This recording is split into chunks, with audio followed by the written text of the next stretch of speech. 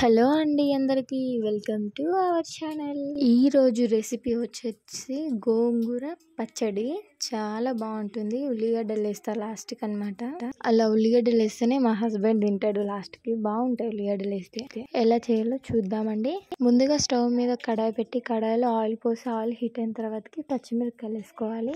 పచ్చిమిరపకాయలు వేగిన తర్వాతకి గోంగూర వేసుకోవాలి. గోంగూర వేసుకొని మూత పెట్టుకొని మళ్ళీ తీసిన తర్వాతకి 1 మినిట్ ఆగి ఇలా మంచిగా మగ్గనివ్వాలి. గోంగూర మగ్గాక ఆ తర్వాత గ్లాసుడు వాటర్ పోసుకొని గోంగూరని ఉడకనివ్వాలి మూత పెట్టుకొని.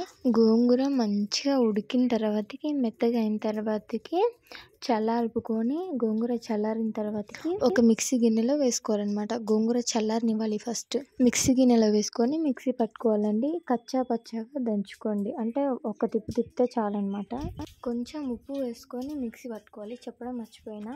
ఇలా మిక్సీ పట్టుకున్న తర్వాతకి కట్ చేసి పెట్టుకున్న ఉల్లిపాయలు వేసుకోవాలండి. సగం టేస్ట్ ఈ ఉల్లిపాయల వల్లనే వస్తుంది.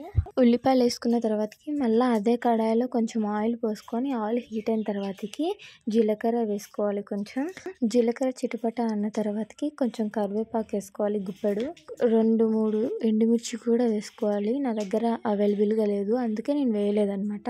మ్యాక్సిమం ఇక్కడ కరివేపాకు కూడా దొరకదు. అసలు ఏదో దేవుడి పుణ్యాన దొరికింది. కరివేపాకు వేగాక మనం మిక్సీ పట్టుకున్న మిశ్రమంని దాంట్లో కలుపుకోవాలండి. మంచిగా నూనె మొత్తం కలిసేటట్టు మంచిగా కలుపుకోవాలి. ఇక్కడ పసుపు వేసాను కానీ వీడియో రాలేదు. పసుపు కూడా వేయాలి. ఇలా మంచిగా కలుపుకుండండి. చాలా టేస్టీగా ఉంటుంది. అసలు వేడి వేడి అన్నంలో వేసుకుని తినండి. వీడియో నచ్చితే లైక్ చేయండి. బాయ్.